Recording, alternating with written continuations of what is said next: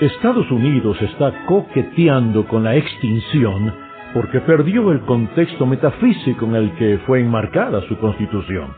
Está huyendo de él, y le aseguro que hay perspectivas religiosas contrarias en este mundo que, si no ven ninguna amenaza en el secularismo puro, éstas van a empujarlo. Bienvenido, bienvenida a Pensemos con el Dr. Ravi Zacharias, presentado por el autor y apologista cristiano, el Dr. Ravi Zacharias. Esta semana en el programa, el Dr. Ravi Zacharias nos trae la segunda parte de su mensaje que responde a la pregunta: ¿qué significa ser humano? Primero está la creación. Dios creó al hombre. La segunda cosa es la encarnación, que no fue solamente que Dios creó la humanidad, sino que Dios realmente asumió la carne tal como es. El apóstol Pablo dice que Cristo tiene la forma de Dios, aunque no se aferró al ser igual a Dios, sino que tomó forma de siervo y fue hecho semejante a los seres humanos. Al hallarse en forma de ser humano, se humilló a sí mismo y fue obediente hasta la muerte, y la historia continúa. En la metáfora griega, Juan dice que el logos, la palabra, el verbo, se hizo carne y habitó entre nosotros, lleno de gracia y verdad. Cuando nosotros aceptamos esa verdad en la cosmovisión judeo-cristiana, entonces hay dos implicaciones lógicas que siguen inmediatamente. La primera es lo absoluto de la ley moral, lo absoluto de la ley moral. Y amigo, amiga, aunque esto sea difícil de entender, los metafísicos, los especialistas en ética, están llegando a la conclusión de que si usted no tiene un punto de referencia para la ley moral, ¿puede realmente decir que existe tal cosa como la maldad? Escuche las palabras de Kai Nielsen y luego a Richard Dawkins, quien también enseña en Oxford. Kai Nielsen dice esto como ateo: no he podido demostrar que la razón requiera un punto de vista moral o que las personas realmente racionales, que no han sido engañadas por mitos e ideologías, no deben ser individuos egoístas o amoralistas clásicos. La razón simplemente no decide ahí. La imagen que le he dibujado no es agradable. Bueno, Bertrand Russell dice que, de hecho, es una imagen deprimente. Él dice: reflexionar en esto me deprime. La razón práctica pura, incluso con un buen conocimiento de los hechos, no nos va a llevar hacia la moralidad. Esa es la razón por la cual 1 o 2 días antes de la muerte de Einstein, él y Bertrand Russell publicaron una declaración conjunta en la que dijeron: aquellos que conocemos más somos los más pesimistas acerca del futuro. Porque la razón no requiere un punto de vista moral. No hay un principio racional básico para justificar por qué la inmoralidad de una cultura es superior a la moralidad de otra cultura. Tienen sus mecanismos de defensa. Así que Bin Laden nos llamó pervertidos y nosotros lo llamamos a él malvado. ¿Cuál es el contexto metafísico en el que hacemos este juicio? Escuche lo que dijo J.L. Mackie, uno de los ateos más enérgicos. Él dijo lo siguiente: podríamos argumentar que las características posteriores e intrínsecamente normativas sobre las naturales constituyen un grupo tan extraño de cualidades y relaciones que es poco probable que surja en el curso ordinario de los eventos que un Dios todopoderoso las haya creado. Así que eso fue lo que dijo Mackie.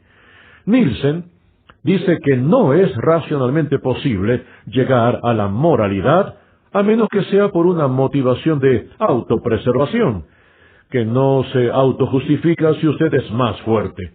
¿Para qué deben preservarse los más débiles? Escuche lo que dice Dawkins al respecto.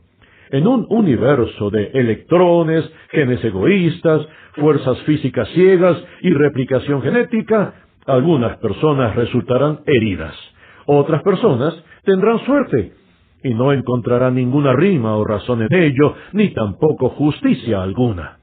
El universo que observamos tiene precisamente las propiedades que deberíamos esperar si, en conclusión, No existe un diseño, un propósito, y si no existe el bien ni el mal, nada, solamente una indiferencia despiadada. El ADN no sabe ni le importa. El ADN simplemente es, y bailamos según la música que nos toca. Eso dijo Dawkins. Estuve recientemente en Oxford, y uno de sus pupilos estaba debatiendo su teoría de la evolución, que dice que la religión es algo que debe ser eliminado antes de que nos destruya. Eso es lo que dice Dawkins.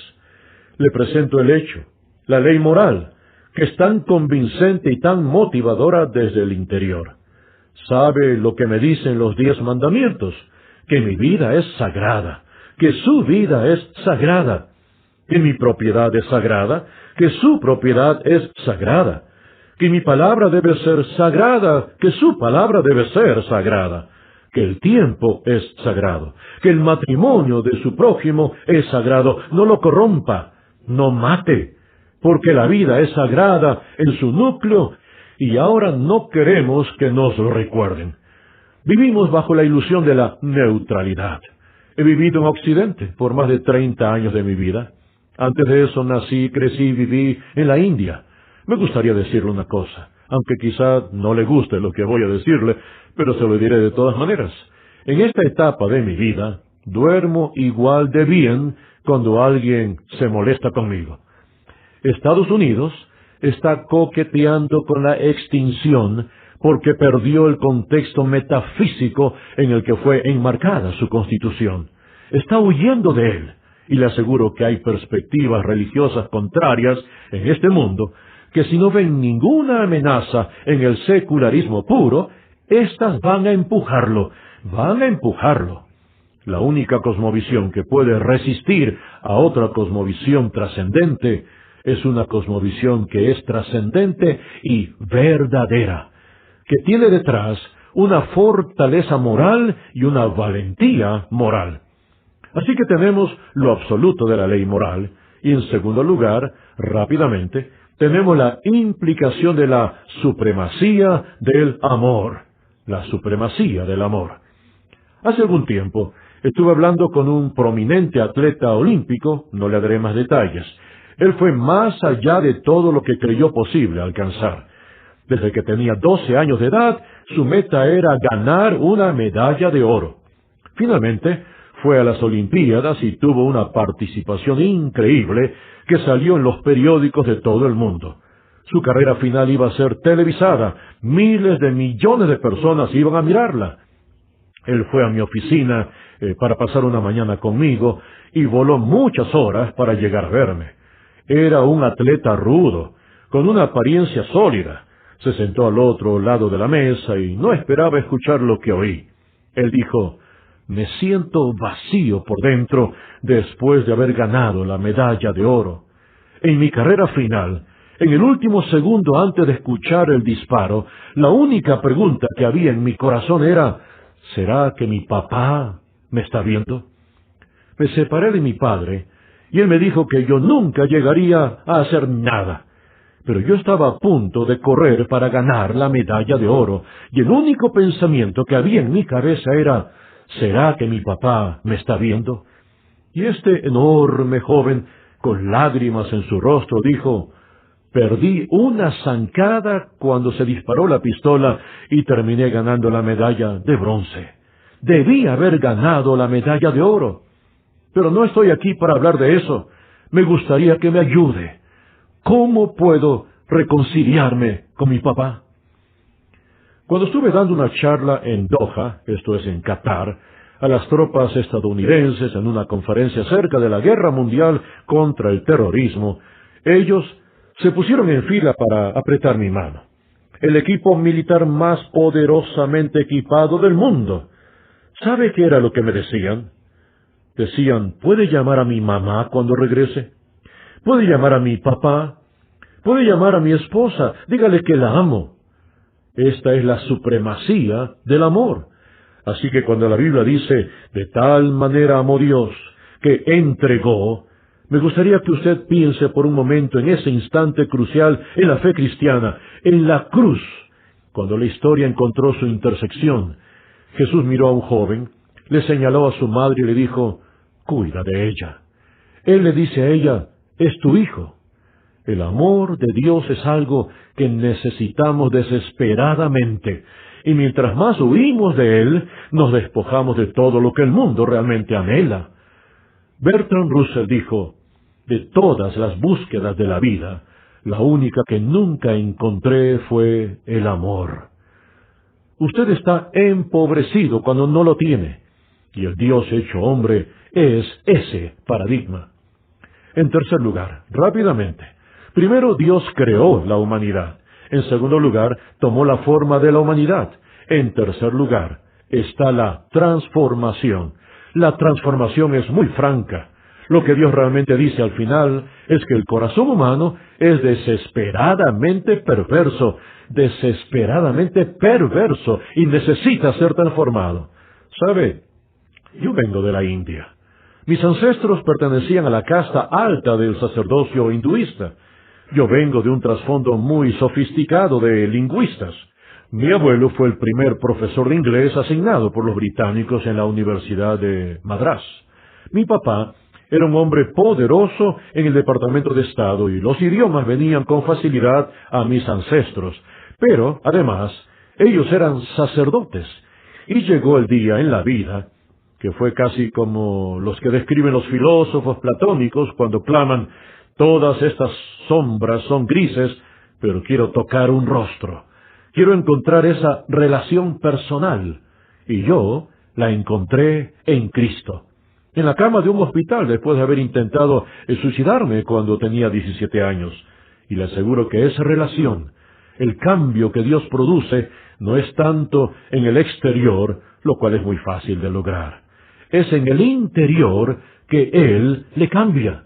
Él cambia sus apetitos, sus anhelos, y ahora, después de más de 3 décadas de ir de aquí para allá por el mundo, lo escucho no solo una vez, no 2 veces, no 3 veces, no cientos de veces, lo he escuchado miles de veces. Pero los secularistas no llegan a la misma idea, así que puedo avanzar hacia la conclusión. Esto es lo que dijo Daniel Yankelovich, después de observar a veintenas de personas y a veintenas de parejas en todo el continente en búsqueda de un significado. Él termina diciendo, si usted siente que es imperativo suplir todas sus necesidades, y si estas necesidades son contradictorias o están en conflicto con las necesidades de otros, o simplemente no pueden ser suplidas, entonces la frustración seguirá inevitablemente. Para Abigail y para Marcos, la realización personal significa tener una carrera, un matrimonio, hijos y libertad sexual, una autonomía, ser liberales, tener dinero, elegir la no conformidad, insistir en la justicia social, disfrutar la vida de la ciudad y la vida del campo, la simplicidad y la gracia, la lectura, los buenos amigos, etcétera, etcétera. En realidad, ir demasiado lejos en esta dirección es arriesgarse a la psicosis, la forma por excelencia de autonomía. Y luego, él termina diciendo lo siguiente, la disposición de que para encontrarse a uno mismo, uno debe perderse a uno mismo, contiene una verdad que cualquier buscador de la realización personal debe comprender. Pudieron haberse ahorrado millones de dólares en investigaciones si hubiesen leído el Evangelio de Juan. Para encontrarse a uno mismo, uno debe perderse a uno mismo. Esa es una verdad que debemos comprender. Así que la transformación se da cuando entiende que si usted muere, es entonces que vive. Y la segunda implicación es que al rendirse, usted gana. ¿Sabe? Una vez fui a la casa de Mahatma Gandhi y me sorprendió una bandera que estaba afuera. Mahatma Gandhi era hinduista, a pesar de que llevó un Nuevo Testamento durante toda su vida, y tenía comentarios fascinantes sobre la persona de Cristo, especialmente sobre la cruz, puesto que era lo más enigmático que le había leído en alguna cosmovisión. Pero afuera de la casa de Gandhi había una bandera impactante, con las palabras de Bertrand Russell, que es un ateo. Dudo que los métodos de Mahatma hubiesen tenido éxito si no fuera porque apelaba a la conciencia de un pueblo cristianizado. ¿Qué le parece?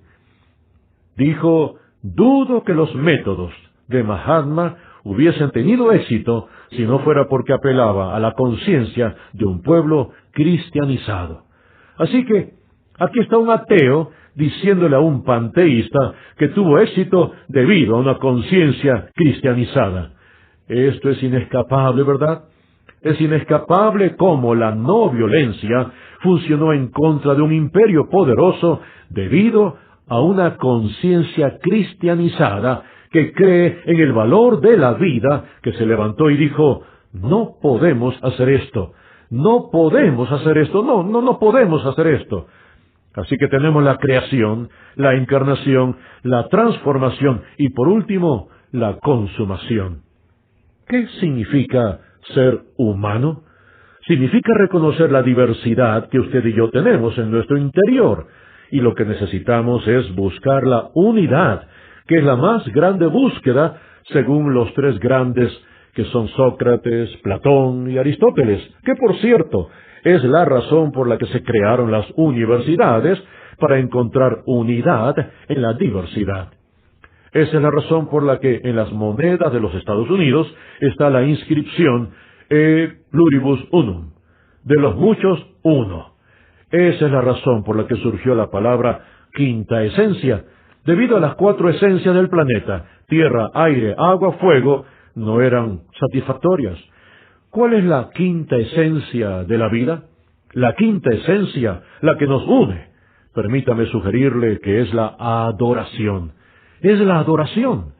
El arzobispo de Canterbury dijo lo siguiente: la adoración es el despertar de la conciencia por su santidad. Es la sumisión de toda nuestra naturaleza a Dios. El despertar de la conciencia por su santidad y el alimento de la mente por su verdad. La purificación de la imaginación por su belleza, la apertura del corazón a su amor y la sumisión de la voluntad a su propósito. Todas esas cosas, reunidas en la adoración, son la mayor expresión de lo que somos capaces. El despertar de la conciencia por su santidad, de la mente por su verdad, de la imaginación por su belleza, un corazón abierto a su amor y la voluntad a sus propósitos. Todo esto, reunido en la adoración, es la mayor expresión de lo que somos capaces. No importa cuán fuertemente materialistas nos hayamos vuelto, nunca mataremos la urgencia de adorar en la humanidad. Así que lo mejor que podemos hacer es descubrir qué significa adorar en espíritu y verdad. O estaremos adorando con la carne y con una mentira. La unidad y la diversidad consisten de la coherencia, y usted debe encontrarla ahora, para no tomar decisiones ad hoc. Tiene que haber una cerca en algún lugar. Tiene que haber una cerca para que no tenga un conocimiento ilimitado que se mueve sin barreras ni fronteras.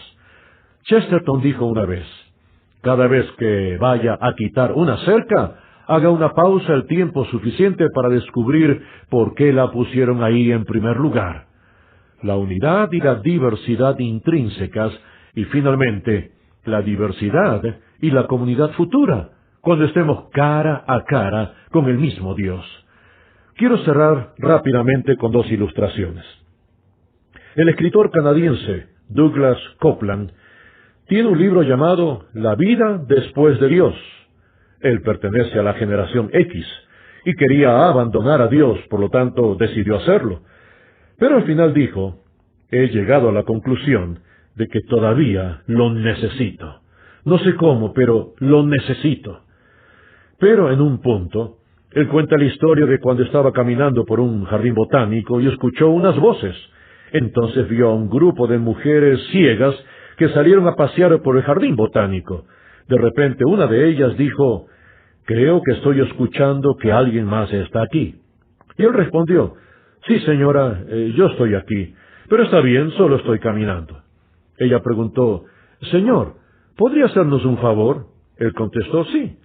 Ella dijo, ¿podría tomarnos una fotografía? Por un momento, Él levantó su cabeza y se preguntaba si eso era una broma. Una de las mujeres comenzó a escarbar en su cartera, sacó una cámara y se la entregó al joven. Ellas se juntaron, posaron y él les ayudó. Tomó la fotografía y se alejó, rascándose la cabeza. ¿Qué fue eso? ¿Sabe lo que era? Probablemente ellas van a salir de ahí, imprimir esa fotografía y mostrársela a alguien que sí puede ver. Y esa persona que puede ver les dirá lo que estaban puestas, cómo se veían, pero ellas recordarán cómo se sintieron y con quién estaban. Estoy convencido de que cuando estemos cara a cara con Dios y miremos este mundo a través de sus ojos, todo tendrá sentido. Él nos dice cómo nos vemos y ese reflejo será glorioso. Él nos hizo a su propia imagen y recordaremos lo que sentimos y con quién estamos hasta que finalmente todo tenga sentido. Parte del caso para el teísmo está en que esos diferentes niveles encuentran albergue y garantía en Dios, el Creador, el sustentador de todo ser. Él es la fuente de la conexión, aquel cuyo acto creativo mantiene unidas las cosmovisiones de la ciencia, la estética, la ética y la religión, como expresiones de su razón, gozo, voluntad y presencia. Por favor, ponga atención ahora. Este carácter que engrana el mundo de la creación encuentra su mayor expresión en el concepto del sacramento, una señal externa y visible de una gracia interna y espiritual, una maravillosa fusión de lo que le concierne a la ciencia y a la teología, y por tanto en la Eucaristía, el pan y el vino, según las palabras de la liturgia, entregados por la tierra y hechos por manos humanas, se conviertan entonces en el cuerpo y la sangre de Cristo, la fuente de luz espiritual. El mayor sacramento es la encarnación, en la cual la palabra se hizo carne y habitó entre nosotros, lleno de gracia y de verdad. Y vimos su gloria, gloria como del unigénito del Padre. ¿Sabe? La palabra logos combina dos nociones, una griega y otra hebrea. Para los griegos, el logos era el principio racional que ordenaba el universo. Para los hebreos, la palabra del Señor era la actividad de Dios en el mundo. Para los hebreos, el término que se traduce por palabra significa tanto palabra como hecho. El hebreo es un mensaje basado en verbos y acciones. La ciencia discierne un mundo de orden racional que se desarrolla a través de un proceso que se revela una fusión de los pensamientos griego y hebreo. La teología declara que el mundo en su carácter científico debe ser una expresión de la palabra de Dios, porque todas las cosas fueron creadas por medio de Él y para Él, y sin Él nada de lo que ha sido creado hubiese existido. Es mi deseo que encontremos a nuestro Creador y encontremos quiénes somos. Muchas gracias. Que Dios le bendiga. Gracias por sintonizar el programa de hoy titulado ¿Qué significa ser humano? Acompáñenos la próxima semana para escuchar más sobre el autor y apologista cristiano, el Dr. Ravi Zacharias. Le invitamos a que visite nuestro sitio web rzim.org/es. Allí encontrará este y otros programas del Dr. Zacharias. Pensemos con el Dr. Ravi Zacharias es un ministerio radial sustentado por los oyentes, que tiene el propósito de ayudar al creyente a pensar y al pensador a creer. Y es una producción del Ministerio Internacional de Ravi Zacharias, Atlanta, Georgia.